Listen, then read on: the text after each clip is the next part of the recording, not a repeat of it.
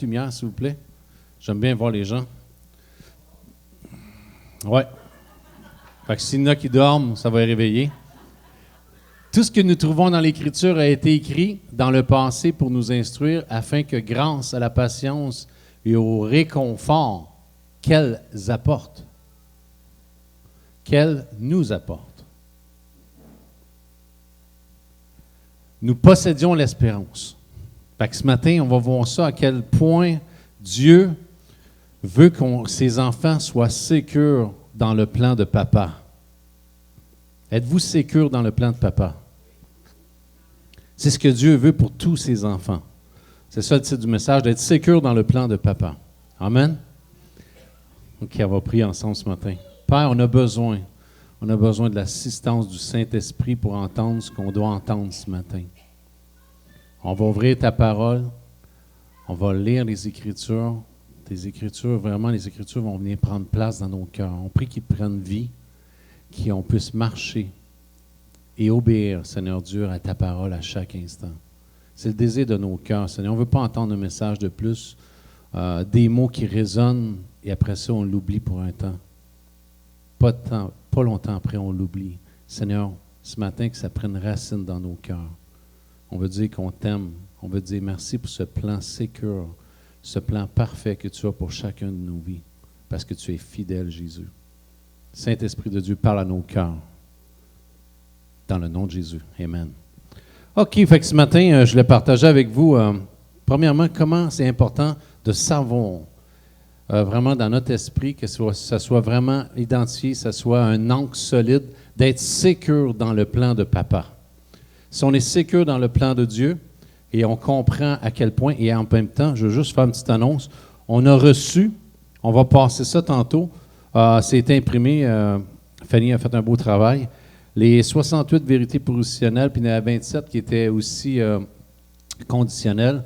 J'aimerais ça, chacun, vous ayez ça, que vous preniez le temps d'aller voir ce que Dieu a déposé dans votre compte de banque, à l'intérieur de vous, ce qu'il a déposé. Je parle trop fort encore, hein? Fait que, allez voir, prenez le temps de chaque vérité qui est dans ce petit livret. Il y a des versets, prenez le temps d'aller lire ces versets. Méditez-les, apprenez-les par cœur, chantez-les, comme je disais la semaine passée. Pourquoi? C'est un ancre solide.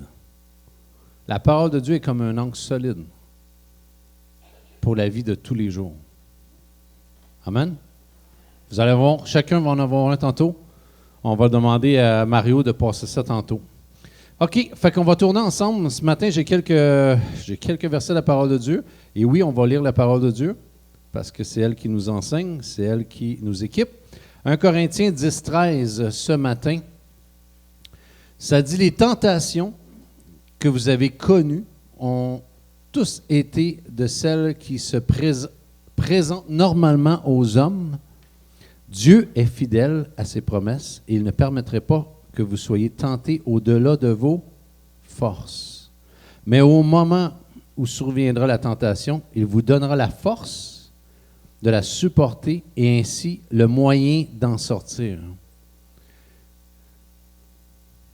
Pensez à ce verset, toutes les difficultés qui vont venir vers vous, les tests, les tentations, peu importe ce qui va venir devant vous, Dieu dit, ça ne sera jamais au-delà de tes forces. Sois sécure. Sois sécure. Peu importe ce qui va arriver, j'ai pourvu un moyen pour te fortifier dans ce temps-là, un moyen d'en sortir. C'est important. Pourquoi? Parce que souvent, quand les difficultés viennent, les tentations viennent, les tests viennent dans nos vies, on voit ça comme une montagne, alors que Dieu dit, OK, on devrait prendre cette montagne-là et dire, attends une minute, toi. Si elle est énorme, la montagne, Dieu me donne 5 fois supérieure à ça, la grâce. Je vais avoir une provision 5 fois supérieure à ça pour en sortir. Je dois être sécure dans ce plan-là. Et c'est vrai, on va voir ça, puis les difficultés sont là, et c'est pour ça que Job est un exemple dans la parole de Dieu. Job est un exemple dans la parole de Dieu. Pourquoi? Parce que le diable a demandé, il a demandé à Dieu, il dit, donne-moi la permission, tu vas voir, moi, je vais aller brasser la cage. Tu vas voir il va te maudire dans pas grand temps. Rappelez-vous une chose, que les tests ont un but. Tout ce que vous vivez dans votre vie, si vous le dissociez de la foi, si vous essayez d'analyser tout ce que vous vivez dans vos vies, toutes les difficultés, tous les tests, toutes les épreuves que vous vivez, vous essayez d'analyser ça en dehors de ce que Dieu établit, en dehors de la foi en tant qu'enfant de Dieu, vous allez être déçu. Vous allez être submergé. Il faut toujours revenir à la parole de Dieu, à la foi. Sinon, c'est difficile. Ça dit regardez comme un sujet de joie toutes les épreuves. Regardez-les comme un sujet de joie. Seigneur, il faut que tu m'enseignes. Il faut que tu me parles. Il faut que tu changes ma mentalité. De voir, je veux voir comme toi tu vois dans ces situations-là. Pourquoi? Parce que si je ne vois pas comme ça, je passe à côté de ce que Dieu est en train d'établir pour ma vie. Et c'est pour ça que le centre même, c'est de nous transformer à l'image de Christ. Toujours, toujours, toujours. Et Job, on voit ça aussi, c'est la même chose. Et Dieu a pourvu dans le temps, dans la crise où ce que Job était, Dieu a pourvu. Il a été béni encore. C'était multiplié, je ne sais pas combien de fois, je ne me rappelle plus encore, là, mais plusieurs fois. Pourquoi? Parce qu'il a marché, il s'est tourné vers Dieu, il a marché par la foi. Il s'attendait à Dieu. Même sa femme a dit, « Hey, tu ne vois pas toutes les épreuves qu'on a? Tu vois bien que Dieu n'est pas là. Maudit Dieu et meurt. » Analyse naturelle. Et c'est pour ça que nos épreuves, sans la foi, sans être abreuvés à la source de la parole de Dieu, on ne voit pas pourquoi on passe par tout ça. Mais c'est pour nous transformer en l'image de Christ. 1 Pierre 3, et on va regarder ça ensemble. 1 Pierre 3, regardez bien. On va parler tantôt. 1 Pierre 3, chapitre 1, verset 3 à 9. Chapitre 1, excuse-moi. 1 Pierre 1, 3 à 9.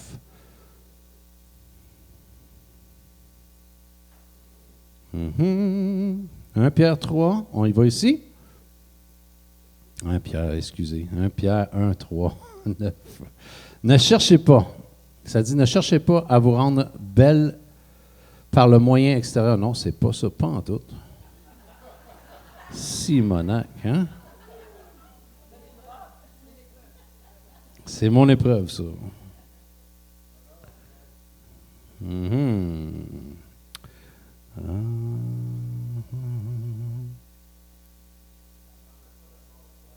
Ouais, non, pas d'accord, hein? OK.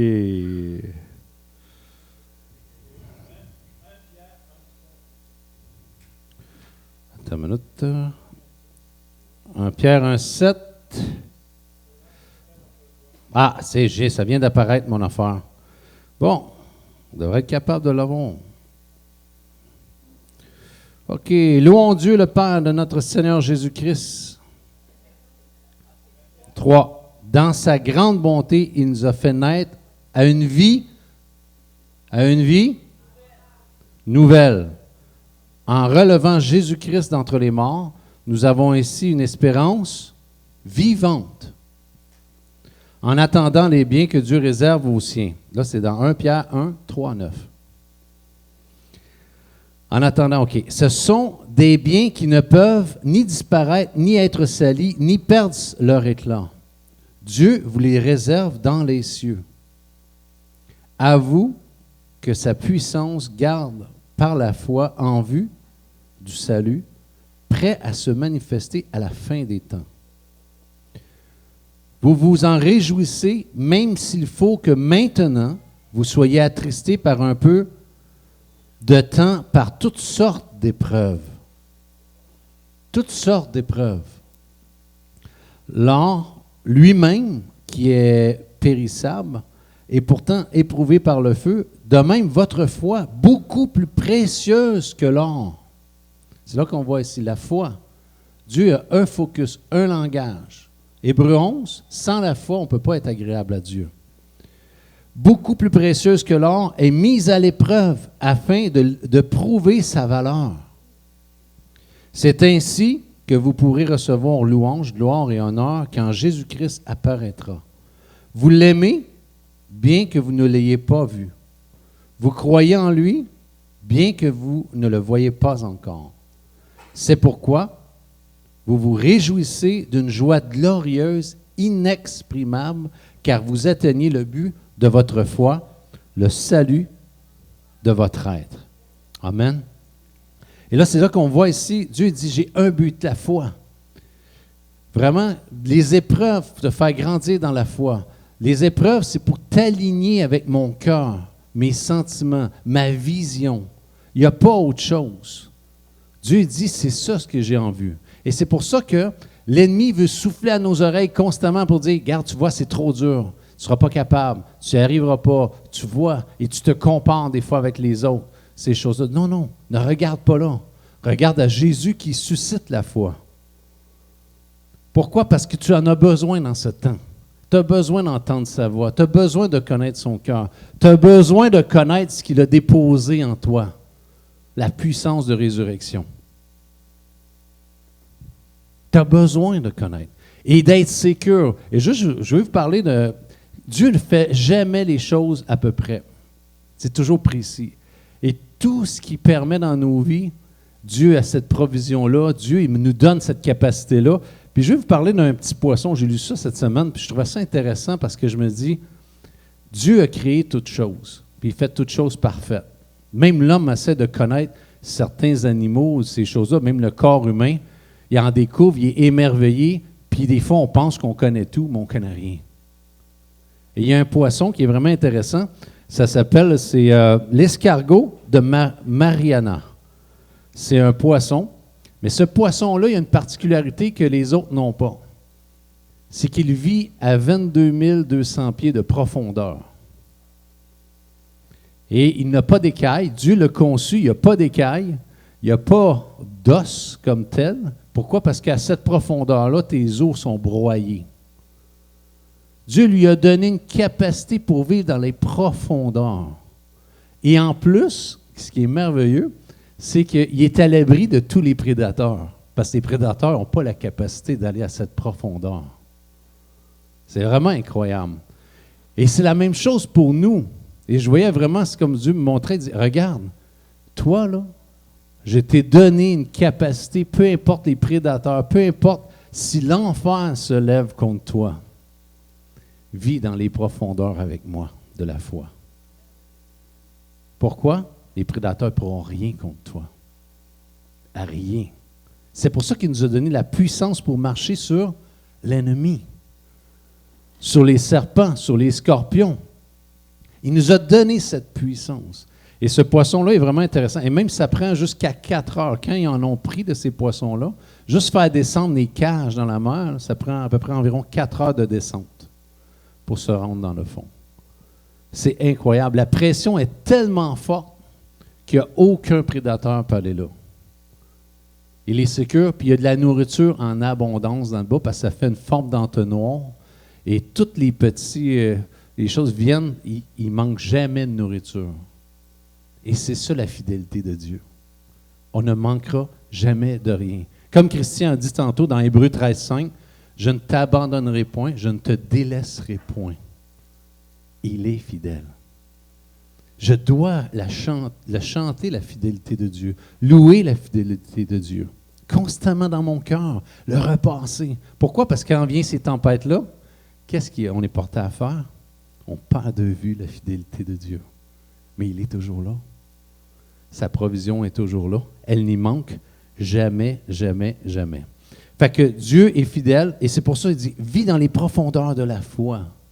Descends avec moi dans des endroits que je vais te montrer où il y a des richesses, il y a des trésors cachés pour toi, la Bible dit. Des trésors que tu ne peux pas découvrir autres que dans ces temps-là.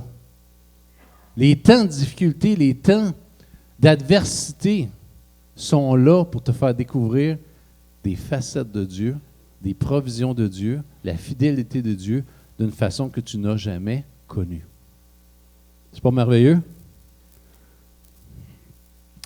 Fait que quand on prie pour connaître Dieu, ça vient. Ces choses viennent. Mais Merci, Seigneur.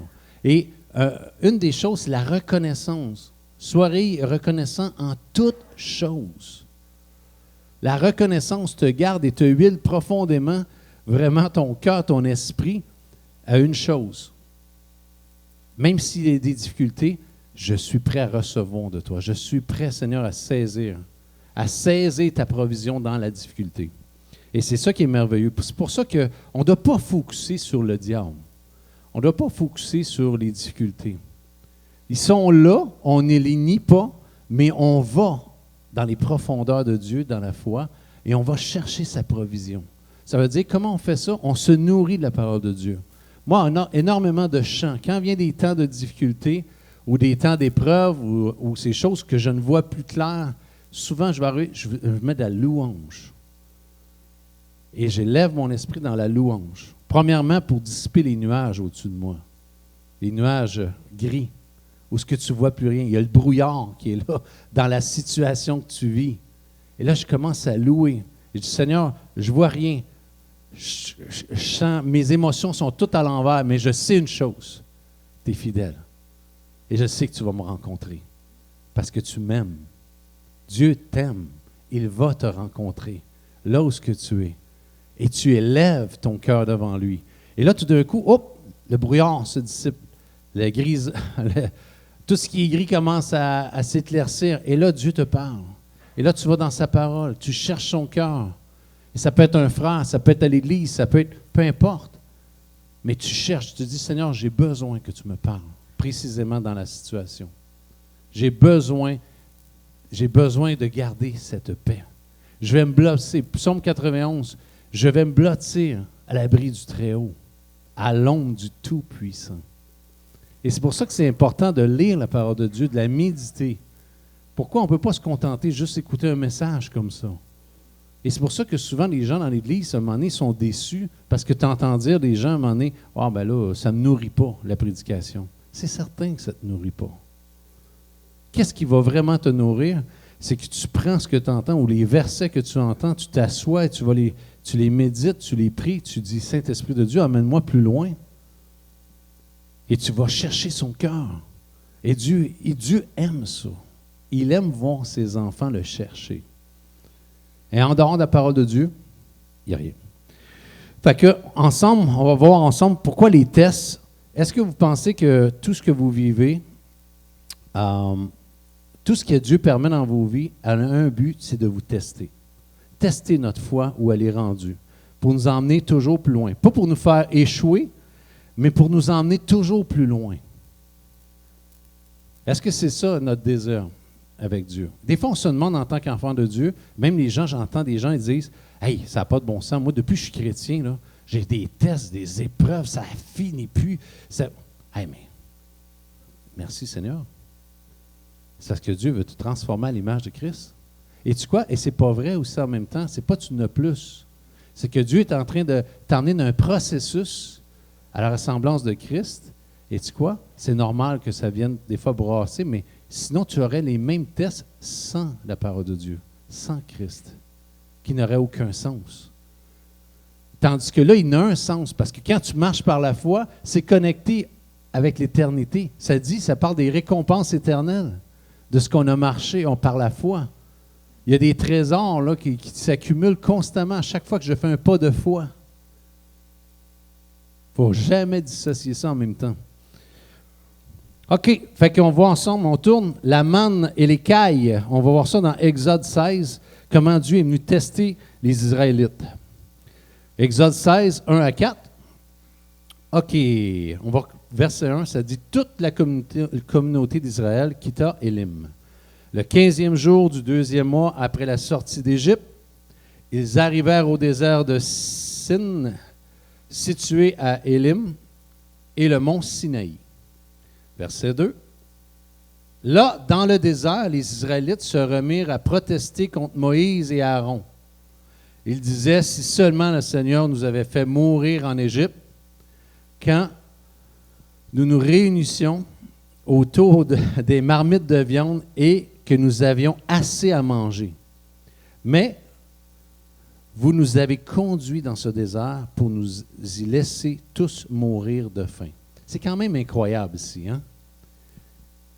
Les Israélites ont été des années à prier pour la délivrance, d'être du joug qui était sur l'Égypte. Ils sont délivrés, et là, ils marchent dans un temps où il y a des épreuves, des difficultés, puis ils sont prêts à retourner en arrière. C'est quand même incroyable. Est-ce que vous voyez vos vies, puis notre vie comme ça? Tu sais, souvent, les gens ils disent « Oh, moi, si j'avais été dans ce temps-là, tous les miracles, hey, la colonne de feu, la manne, si ça, hey, moi, là, j'aurais marché par la foi. » Des bonnes chances que non. Pourquoi? Parce que tu fais encore la même chose aujourd'hui. Qui dit, exemple ici, ça dit, toute la communauté d'Israël, ça dit ici, le 15e jour du 2e mois après la sortie d'Égypte. C'est pas long, hein? Pense à ça. Le 15e jour du 2e mois, après la sortie d'Égypte, se sont déjà mis à critiquer. Combien ici ont déjà prié pour avoir... Hey Seigneur, je te prie pour un mari, je te prie pour une femme. Puis le 15e jour du 2e mois de leur mariage, après, reprends-les, plus capable. Plus capable, moi, là. Non, mais pensez-y, c'est vrai. Qui a déjà demandé ça aussi pour un travail? Le 15e jour après, du 2e mois, moi, je suis plus capable, le boss, je suis plus capable de le sentir. Moi, je suis écœuré, là, le job. Ah, pourtant, tu étais content, Dieu te donnait un autre travail. La même affaire dans tout ce qu'on a. Pourquoi? Parce que la reconnaissance n'est plus. Et on n'est pas en train de chercher ce que Dieu est en train de faire et comment il est en train de nous conduire, puis qu'il a un but, nous transformer à son image. La reconnaissance constamment. Vrai? Est-ce que vous vous reconnaissez en tant qu'Israélite? Parfois, oui. Hey, c'est constamment. C'est pour ça qu'il y a un combat qui est là. Pourquoi? L'ennemi veut nous emmener à marcher par la vue. Il veut qu'on marche selon les circonstances qu'on vit, selon nos émotions, selon notre raisonnement. Alors que Dieu dit non, je t'appelle à marcher par la foi. Puis en plus, ils ont commencé à critiquer. Combien c'est arrivé? Hey, moi, combien de gens j'ai vu rentrer dans cette église ici? Oh! Oh! C'est le bonheur, l'amour aussi. Oh, c'est incroyable. Oh, je suis tellement béni. Le 15e jour du 2e mois, qui sont rentrés dans l'église, moi, je suis plus capable. Il n'y a pas d'amour ici. Moi, là, je ne reviens pas. Claque la porte, tu ne revois plus. Mais c'est drôle, tu t'es rentré, et là, après, il n'y a pas quelque chose qui s'est... C'est quoi qui s'est passé? Ma vision. Ma vision, je ne regarde plus au travers des yeux de Christ les situations. Et peut-être je n'ai jamais appris à les regarder. Il faut que j'apprenne à regarder au travers de Christ les situations. Et ça dit, un petit peu plus loin, ils ont contesté contre Moïse. Et en passant, là, rappelez-vous une chose. Peut-être vous vivez des difficultés dans votre famille ou peu importe. Là. Je veux juste vous dire, ce n'est pas votre soeur. Ce n'est pas votre frère. Ce n'est pas ton père. Ce n'est pas ta mère le problème. Ce n'est pas ton boss non plus. Joseph a dit une chose. Quand Dieu a fait le travail qu'il avait à faire dans son cœur, quand ses frères sont revenus, hein, vous vous en rappelez? Ses frères sont revenus. Ses frères avaient vendu Joseph. Ils avaient vendu Joseph, ils avaient arrangé un mensonge pour qu'il se fasse vendre. Puis tout ça, puis dire à leur père, hey, Joseph est mort, il s'est fait déchiqueter par une bête sauvage, tout le kit. Mais Joseph s'est ramassé le 2e de toute la planète à côté de Pharaon. Et il était là.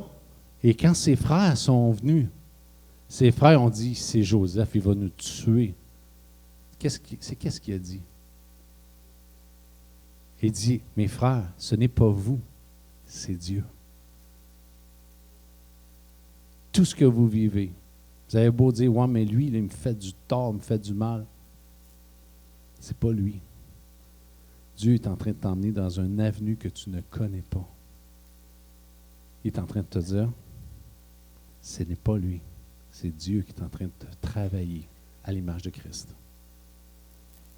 Et on va le voir ici. Verset 4, le Seigneur dit à Moïse du haut du ciel, « Je vais faire pleuvoir du pain sur vous chaque jour. Les gens iront ramasser leur ration de la journée. Je vous mettrai ainsi à l'épreuve pour savoir si vous obéissez ou non à mes enseignements. » Constamment, Dieu est en train de vous mettre à l'épreuve. Pourquoi?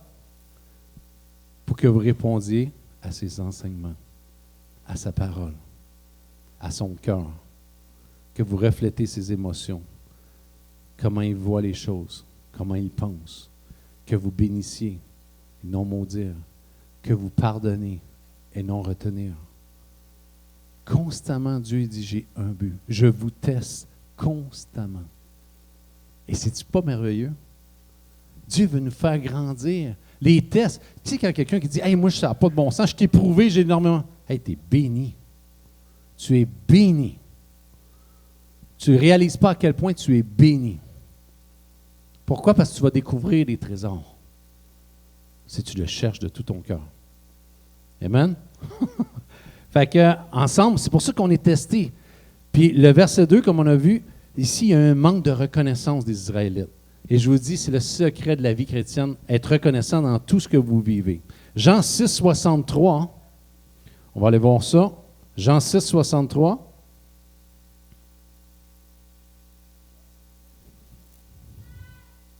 « 6,63 ici ensemble. Ça dit, c'est l'Esprit de Dieu qui donne la vie. L'homme seul n'aboutit à rien. Les paroles que je vous ai dites sont esprit et vie. Je suis appelé à marcher par l'Esprit de Dieu. Tu ne peux pas marcher d'un raisonnement naturel.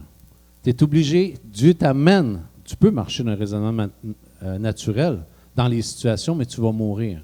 Jésus dit, si tu marches naturellement, la mort t'attend. Si tu marches par l'Esprit, l'abondance de la vie est là. C'est l'Esprit qui nous rend libres. Et c'est pour ça, comment l'Esprit fonctionne, tu sais, souvent, tu sais, on entendait tantôt, Frank disait, on parle de liberté, vous entendez ça ici, même d'en avant, tu sais, Pasteur Régent parlait de la liberté, on parle de liberté. C'est quoi la liberté? Comment on vit dans cette liberté? Je ne peux pas expérimenter la liberté en dehors de ce que Jésus a dit. Ça veut dire qu'il faut que j'apprenne à connaître ce qu'il a dit. Si je ne passe jamais de temps dans la parole de Dieu, je ne serai jamais libre. Jamais. On l'a dit, la foi vient de ce qu'on entend vient de la parole de Dieu. Jésus a dit, celui qui demeure en moi sera réellement libre. Mais comment je fais pour demeurer?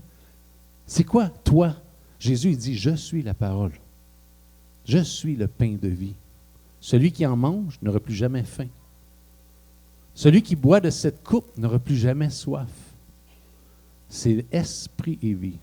Et quand on vit par l'esprit, qu'on se nourrit des paroles de Dieu, l'homme ne vivra pas, ça dit dans Matthieu 6,33, l'homme ne vivra pas de pain seulement, mais de toute parole qui sort de la bouche de Dieu. Puis ça ne parle pas juste parole. À matin, vous entendez des paroles, mais peut-être que ça ne vous nourrit même pas. Il faut que ça devienne un réma dans nos vies. Ça veut dire une révélation. Quand j'entends une parole, ça devient une révélation dans ma vie. Je dis, hey, sais-tu quoi? Peu importe l'épreuve qui va arriver, Jésus ne m'abandonnera jamais. C'est ferme, c'est décidé, c'est une attitude d'esprit. Et je vais marcher à cause qu'il est fidèle. Puis il me l'a promis. Ça devient réma dans ta vie, peu importe ce qui se passe. Amen? OK, Jean 6, on a vu ça. L'esprit, c'est l'esprit qui donne la vie. Et c'est pour ça que il n'y a rien d'autre que la parole de Dieu. Comment l'esprit fonctionne? Fonctionne par la parole de Dieu. L'esprit ne peut pas en aller autre que par la parole de Dieu. C'est la parole de Dieu constamment dans mon cœur. C'est pour ça, lisez-la. Méditez-la jour et nuit, la Bible dit. Méditez-la. Anyway, si vous ne méditez pas ça, vous méditez d'autres choses. On l'a vu, on en a parlé aussi il n'y a pas longtemps. Romains 15, 3, 4. Romains 15, on s'en vient. On s'en vient, on s'en vient. Romains 15, verset 3. En effet, le Christ n'a pas recherché ce qui lui plaisait.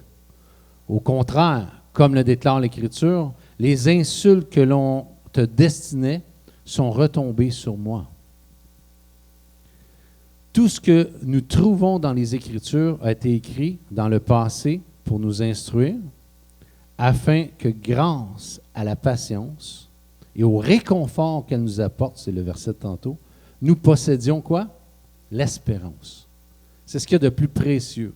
Mais on ne peut pas posséder l'espérance si on n'est pas rencontré par la parole de Dieu, les Écritures. La Bible parle, et ça nous parle vraiment des Écritures qui viennent rencontrer notre esprit. Jésus dit, c'est une nourriture.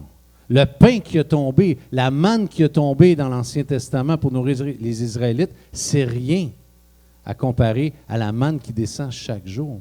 Chaque jour, Dieu a prévu de la manne pour vos vies. Pas de la marde, de la manne. De la manne. Ça, c'était juste pour réveiller quelques personnes. De la manne. Dieu, à chaque jour, il y a une provision de manne pour vous. Vous savez pourquoi? Parce que Dieu sait ce que vous allez vivre demain. Demain matin, il y a une provision de manne qui est là pour vous. Parce qu'il sait ce que vous allez vivre. Et Dieu dit, viens la chercher. Moi, je m'attends à ce que tu viennes la chercher. Viens près de mon cœur. Entends mon cœur te parler. Tu vas en avoir besoin aujourd'hui. Tu vas en avoir besoin pour dealer dans cette situation-là avec quelqu'un, dans un conflit, dans peu importe ce qui va être devant toi. Amen? Merci pour la fidélité de Dieu. Hébreux 13. Non, Hébreux 3, on va aller. Hébreux 3. Hébreux. On va faire changer. Hébreux 3, versets 7 à 14. Le repos, ça parle du repos pour le peuple de Dieu. Est-ce que vous vous reposez présentement? En lui. C'est pourquoi, comme le dit le Saint-Esprit, écoutez bien ici. Si vous entendez la voix de Dieu aujourd'hui, ne refusez pas de comprendre. Comme lorsque vous vous êtes révolté contre lui. Le jour où vous l'avez mis à l'épreuve dans le désert, il est en train de parler des Israélites justement. Là, vos ancêtres m'ont défié et mis à l'épreuve, dit Dieu. Même après avoir vu tout ce que j'avais fait pendant 40 ans. Dieu dit, j'ai été fidèle, j'ai donné. Même à tout ça, ils ont endurci leur cœur. C'est quand même incroyable. C'est pourquoi je me suis mis en colère contre ces gens et j'ai dit, leurs pensées s'égarent sans cesse. Ils n'ont pas compris ce que j'attendais d'eux. Dieu a des attentes. Dieu a des attentes envers nous. De nous faire grandir dans la foi. C'est tellement son cœur. C'est tellement votre cœur. La même chose pour vos enfants. Vous voulez les voir grandir. Vous voulez les voir qui réussir.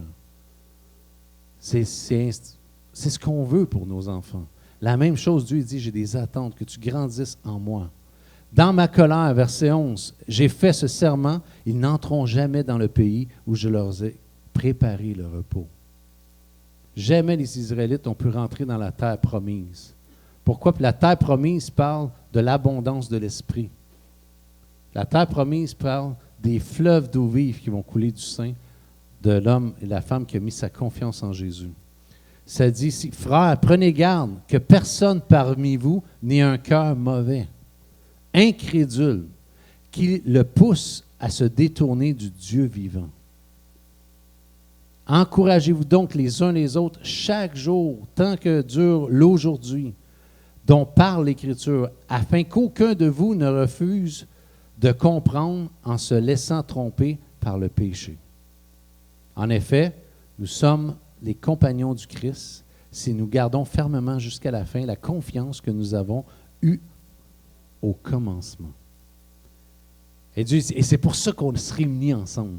Et vraiment d'être les uns les autres, Hey, come on! Mets ta foi. Où tu vis cette difficulté, tu vis cette épreuve. Hey, tu sais quoi? Des promesses ici. Un frère te donne, une soeur, on prie ensemble. Tu sais que Pasteur et Jean est entouré ensemble. C'est cette difficulté, entouré dans la prière. On a besoin les uns des autres. On a besoin, quand on passe, c'est important de dire, hey, je suis dans d'un temps d'épreuve présentement.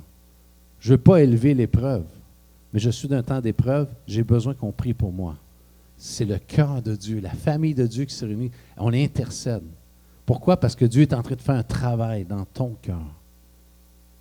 Pas dans le cœur du voisin, dans ton cœur. Dieu dit, moi, j'ai les yeux fixés sur ton cœur.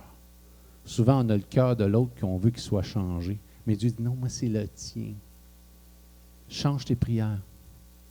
Dieu veut t'emmener à prier pour que ton cœur change dans les situations. Amen. 2 Thessaloniciens 2, 15 à 17. Et on termine avec ceci. C'est fini, je vous le promets. 2 Thessaloniciens 2, 15 à 17. Je me délecte à lire la parole de Dieu, puis méditer, juste prendre certains versets. Je partageais à ma femme hier un verset, je lisais dans l'Ancien Testament. Je dis, c'est incroyable comment Dieu te fait voir des choses, puis on partageait ça ensemble. C'est comme tu t'en viens dans un voyage avec Dieu. Mais tu dois prendre le temps de t'arrêter. Arrête-toi et sache que je suis Dieu. Comment je peux savoir que tu es Dieu si je ne m'arrête jamais avec toi pour passer du temps? Il faut que je m'arrête avec lui. Ainsi, frères, demeurez fermes et retenez les enseignements que nous avons transmis, soit oralement, soit par nos lettres. Que notre Seigneur Jésus-Christ lui-même et Dieu notre Père, qui nous a aimés et nous a donné par sa grâce un réconfort éternel et une bonne espérance, remplisse vos cœurs de courage et vous accorde la force de pratiquer toujours le bien en actes et en parole. Amen. Il dit ici, et vraiment, c'est vraiment intéressant de voir, ça dit le réconfort éternel. C'est les enseignements, ça dit ici, soyez fermes, retenez les enseignements qu'on vous a transmis, soit oralement, en prédication ou en enseignement, ou par nos lettres, les Écritures. Il dit ici, ça dit que notre Seigneur Jésus-Christ lui-même et Dieu, notre Père, qui nous a aimés, nous a donné sa grâce, un réconfort éternel et une bonne espérance. Comment? Remplissent vos cœurs de courage et qui s'accordent de force à pratiquer toujours le bien et en acte. Pourquoi? Et en parole, à cause de ce que vous avez entendu. Un matin, vous entendez. Quand vous écoutez un message, vous entendez. Quand vous prenez du temps avec Dieu, vous entendez. Vous êtes en train de... Et dit quoi? Et ça fortifie vos cœurs. Ça vous rend plein de courage. À chaque fois qu'on s'expose à la parole de Dieu, c'est le courage. On pourrait dire le level, ça monte, le courage monte, l'espérance augmente dans nos vies. Quand je suis abattu, souvent, j'ai négligé d'aller chercher le level, autrement dit, de passer mon temps avec Dieu. Quand je vois noir dans les situations, c'est parfait. Ça t'indique que tu dois t'asseoir avec le roi des rois. Tu dois t'asseoir avec papa et être sécure. Papa va te guider. C'est un bon père parce qu'il t'aime. Soyez sécure dans le plan de papa. Amen.